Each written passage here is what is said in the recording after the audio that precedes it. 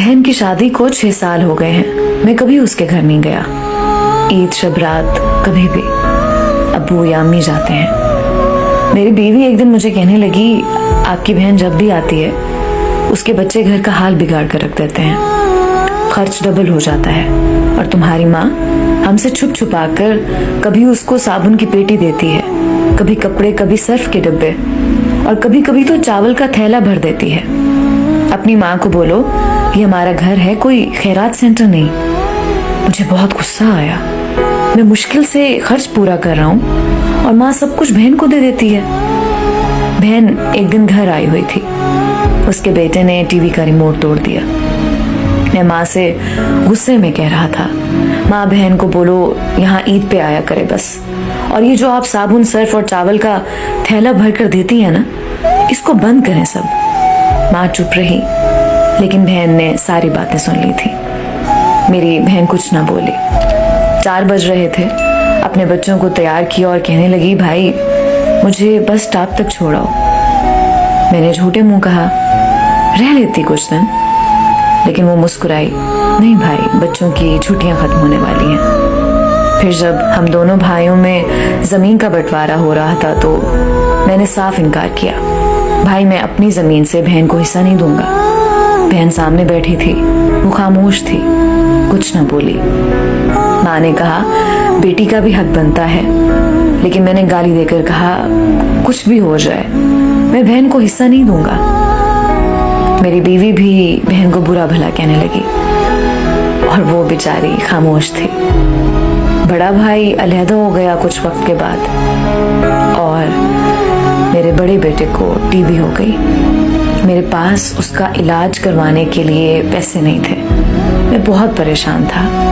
कर्ज भी ले लिया था 1 लाख रुपया। भूख सर पर थी। मैं बहुत परेशान था। कमरे में अकेला बैठा था, शायद रो रहा था अपने हालात पे। उस वक्त वही बहन घर आ गई। मैंने गुस्से से बोला, अब ये आ गई है मनहूस। मैंने बीवी को कहा, कुछ तैयार करो बहन के लिए।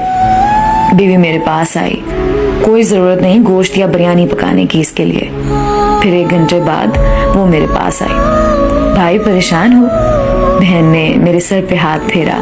बड़ी बहन हूँ तुम्हारी, गोद में खेलते रहे हो, अब देखो मुझसे भी बड़े लगते हो। फिर मेरे करीब हुई, अपने पर्स से सोने के कंगन निकाले, मेरे हाथ में रखे, आहिस्ता से बोली, पागल तू ऐਵੇਂ ही परेशान होता है। बच्चे स्कूल थे, मैंने सोचा दौड़ते दौड़ते भाई से मिलाऊं। ये कंगन बेचकर अपना खर्च कर, बेटी का इलाज करवा, शक्ल तो देख, जरा क्या हालत बना रखी है तूने अपनी।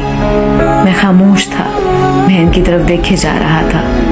वो आहिस्ता से बोली, किसी को ना बताना कंगन के बारे में, तुमको मेरी कसम है। मेरे माथे पे बूसा किया और 1000 रुपया मुझे दे दिया, जो 150 के नोट थे। शायद वो उसकी जमा पूंजी थी। मेरी जेब में डालकर बोली, बच्चों को गोश्त ला देना, परेशान ना हुआ कर। जल्दी से अपना हाथ मेरे सर पे रखा और कहा कि देख कैसे तेरे बाल सफेद हो गए। वो जल्दी से जाने लगी। उसके पैरों की तरफ मैंने देखा तो टूटी हुई जूती पहनी थी, पुराना सा दुपट्टा ओढ़ा हुआ था, और जब भी आती थी वही दुपट्टा ओढ़कर आती। बहन की इस मोहब्बत में मर गया था मैं।